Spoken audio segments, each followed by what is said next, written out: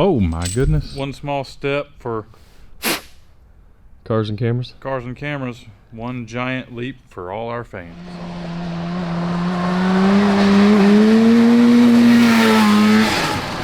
Oh my goodness.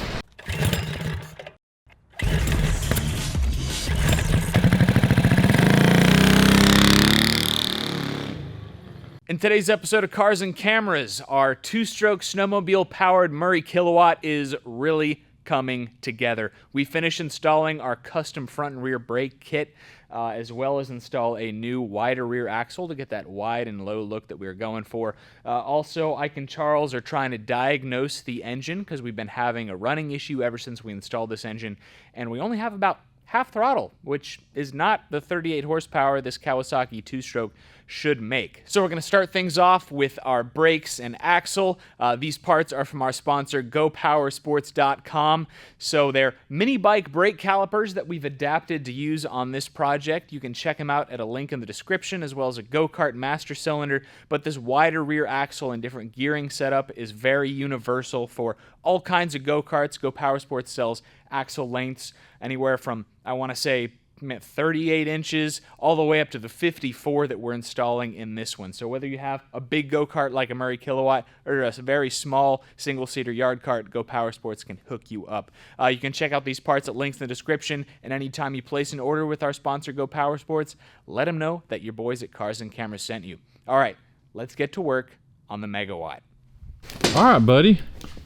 We got an axle From Go Power Sports, and this one's the big daddy of Cincinnati of axles. That's pretty much centered.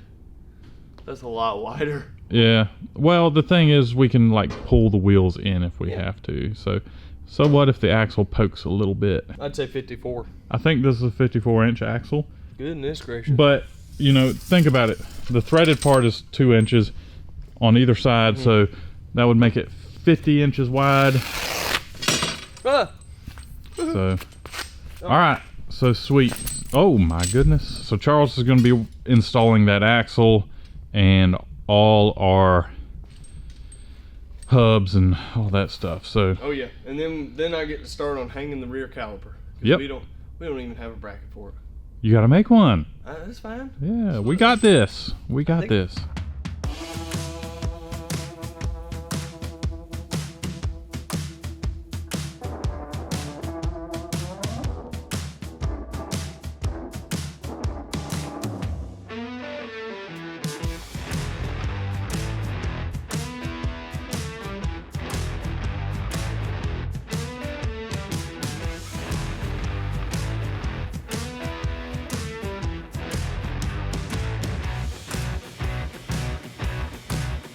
It's always kind of incredible to see what Ike pulls out of his butt when it comes to using kind of just crude tools. I mean, there's nothing fancy about this, but it's going to be really effective in kind of making these brakes work. So take a look here, buddy.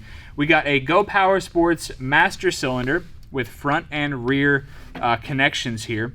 And we need a way to connect our brake pedal to the master cylinder. And this is exactly what the boys came up with. So check it out.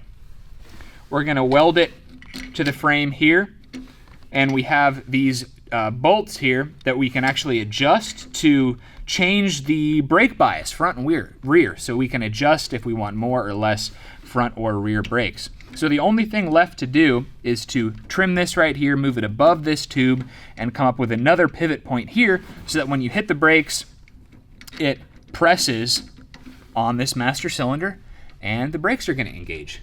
So let's get to tacking and drilling, and we should have front and rear brakes in no time.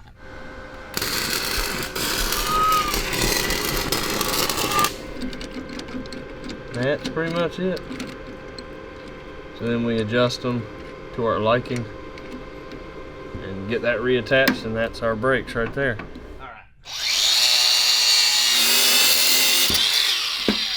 Okay, it wasn't hurt. It wasn't hurt. It was only modified. Oh yeah. All right, let's show them what we got, man, because we did change the design just a little bit. Now we don't have any lines hooked up. So that works perfect. Yep, I can see both push rods are going in at the exact same time. Good job, Ike. We decided to add a little bit of a little rod end there, just so we have that much more adjustment for our pedal height, because I really like pedals to be on the same kind of level. Yeah, and we notched it just to make sure we don't bottom out, because that gave us quite a bit more push, and we don't really know where this thing's gonna want to like lock up the brakes. It might just be a little bit. Hopefully it's not all the way to the bottom, but we've got adjustment, so no, it'll be fine. So now the final thing to do before we test this brake system is to route our brake lines. We can install our wheels and tires, and we can bleed brakes. Really? I think we're there, and then That's awesome. we can test it, and then we can weld it permanently, and we're still waiting on a belt from Go Power Sports. They sent us one, but we sent them the wrong measurement, so we're now waiting on another belt. But no big deal there. So Yeah, we're right there, bud. I get to getting those bleeder screws loose and routing the lines. Sounds good. All right. I think the most important thing here is to make sure it doesn't snag anything, any moving components on the vehicle, as well as no debris, protected from debris. So I think something like that routed through that hole and then along the inner part of the frame would probably be the best spot for this.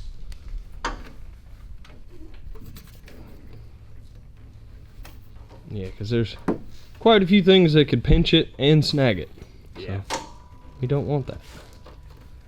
Aren't those lines just fun? Yeah, They want to do what they want to do. yeah. We need to remove this line anyway.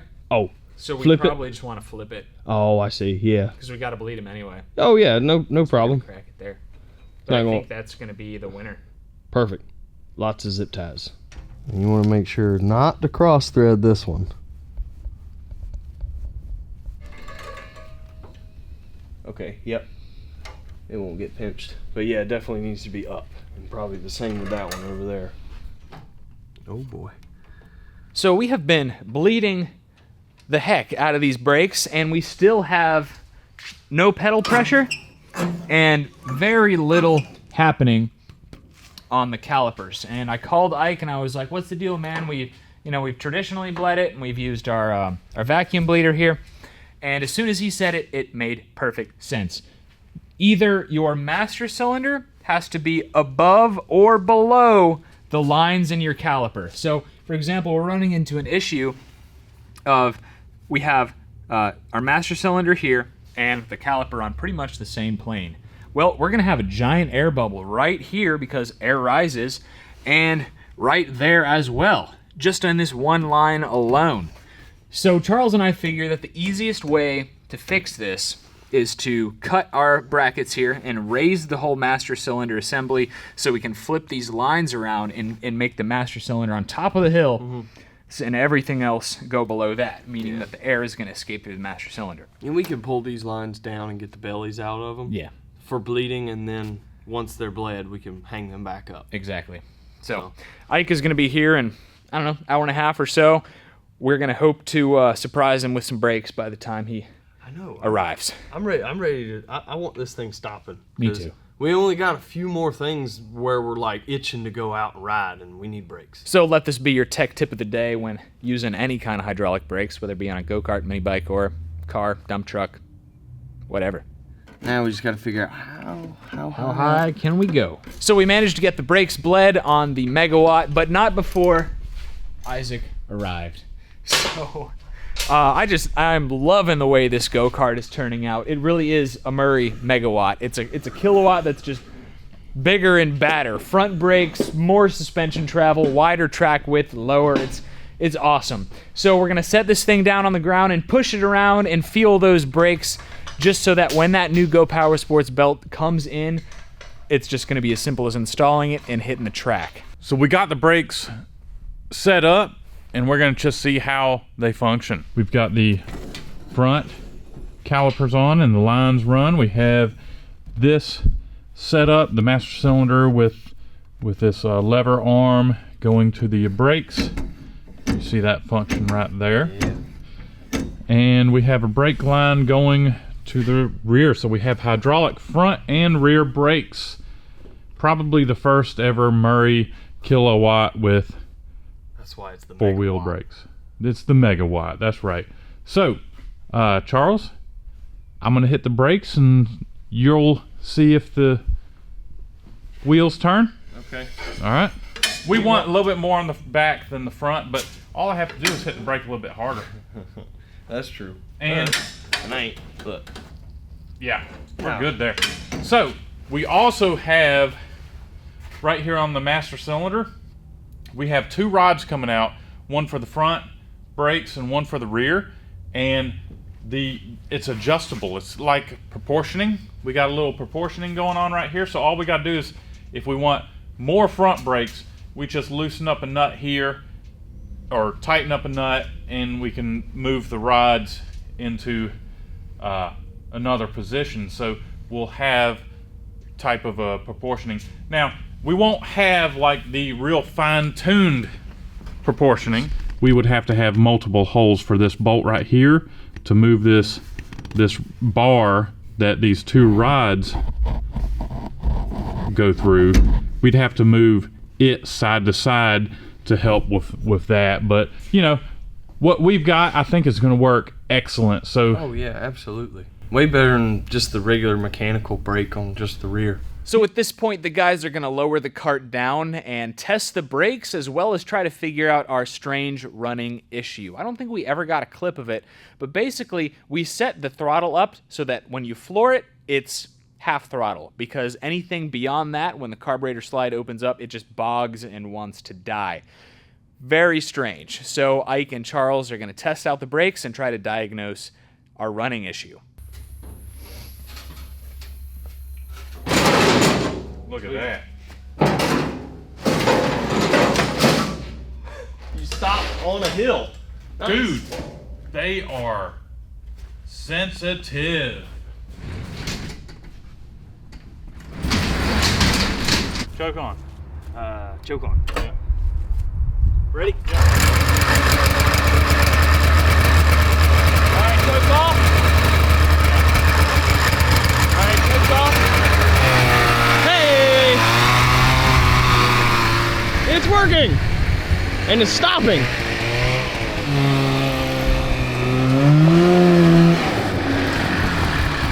All right! Uh-oh. Well, that's what happens when you don't weld it. I broke it. So we'll just take it over into the other shop and do the final welds. Yeah, we'll do that little trick you were saying. Squeeze it on the rotor and tack it in place. Tack it in, Weld it. in place on this, in this case. So let's get it over there. This thing was stopping so good. I noticed that. Dude, it squatted the suspension when you hit it. Did it? Yeah, and if you want to know what we're talking about, that fell off. Yep.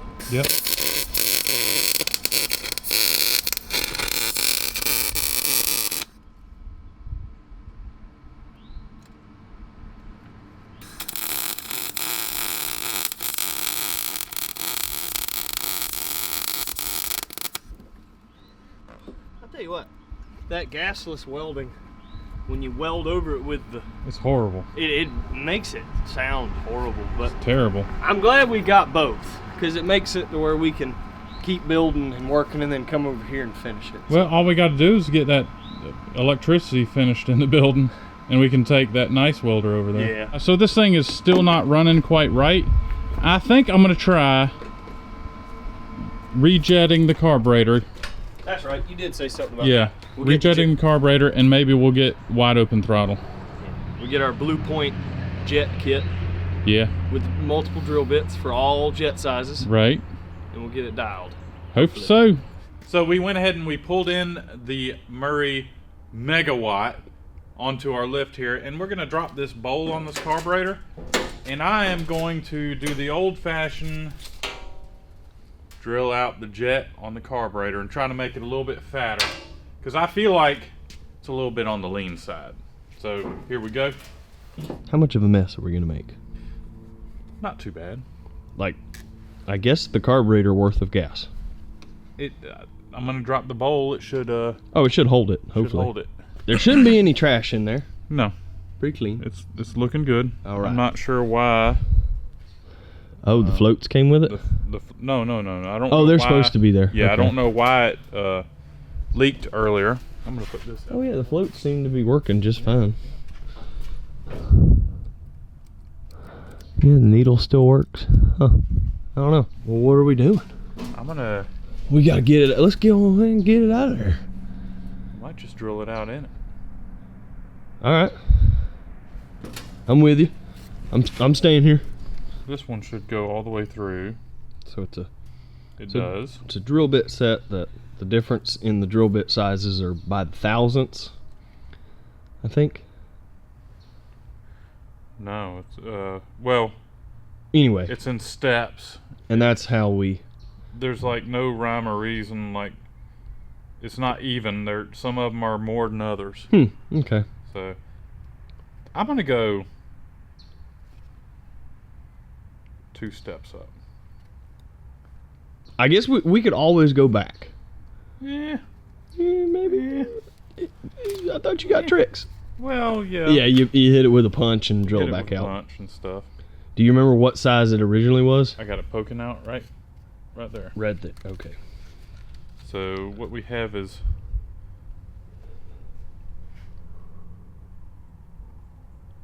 number 58, which is 0.0420.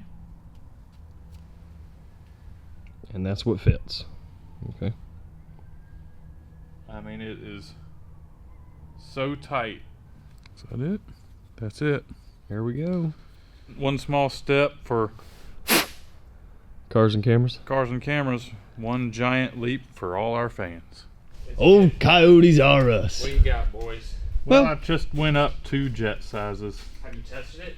No, I'm putting it together right now as we speak. All right. So now that we got this thing buttoned up, let's drop her down and take her out for a spin. Hey, yep.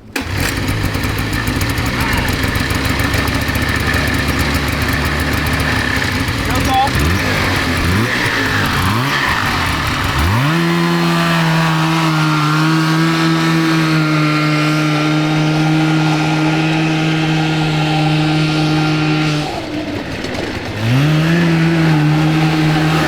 I think we might have to get some mud flaps. Yeah, I know, it's bad.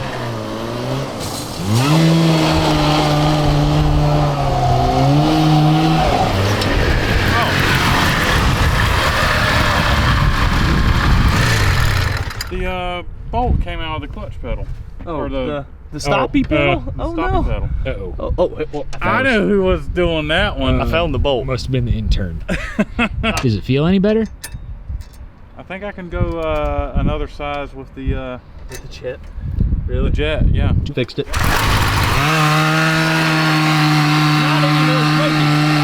It's actually less. Oh my goodness, that thing can move.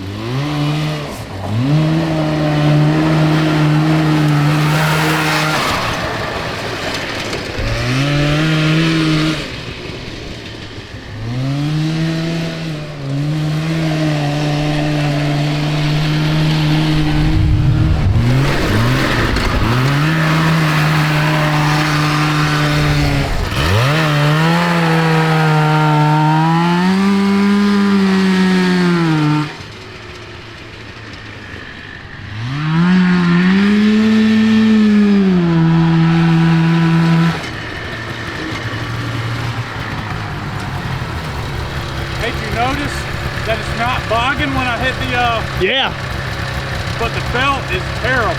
yeah, you can hear it actually slipping. Slipping, yeah.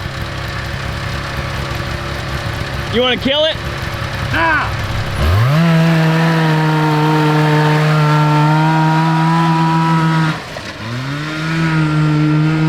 It seems to be doing great. The belt is slipping.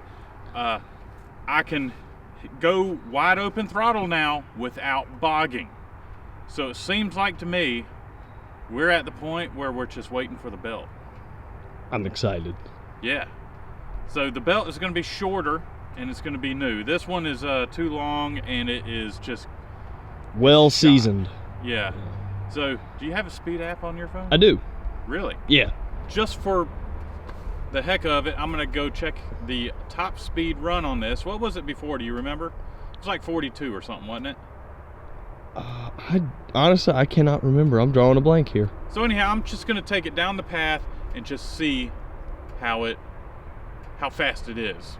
Oh, okay. Yeah, I remember we did the speed test when it was really snowy and wet out. So That's right. it might be even faster. Yep. Hopefully it is. All right, man. Here we go. All right. Have fun.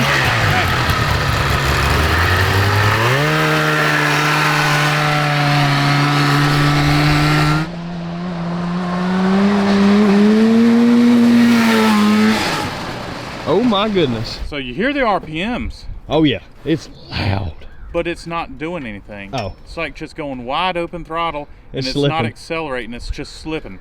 So 42.6 miles per hour. And Okay. that was, I mean, you hear the RPM difference. It should have, like, let's just wait and see what happens with the belt. Okay. This thing's slipping. Yeah. I think I got the jet right. Yeah. It sounded like it. Yeah, it sounds good. Before it was just buh. Yeah, no, that sounded like a snowmobile out on John's property. Yeah, it did, doesn't it? So, all right, man. Yeah. All right, so you can really hear and see glimpses of greatness in the Murray Megawatt. The engine, I can't believe, just a simple jetting change, and this engine just sounds like an absolute monster. But we keep cooking belts. So we think the gearing is still too tall. We're asking just too much of our driveline setup. And so in the next episodes, we're going to be switching the gearing, doing some before and after speed testing and acceleration testing. But it's so strange. Like, the belt will slip, hook, and it feels like you're going into outer space, and then it'll slip again. So it's just a matter of finding that sweet spot of gearing ratio and the right size belt. And this thing is going to be a straight-up rocket ship. So be sure to subscribe to Cars and Cameras to catch that. This thing has really turned into just a budget, a low-butt cross-kart build, and I love it. So leave a thumbs up if you're enjoying it as well, and we will catch you next time. You really can see just how bent this bar is from that crash, Yes. from this angle. John did a good job. There's that one. I'm glad he was okay. He almost lost a leg in that scene. He almost got, broke a bone. Yeah.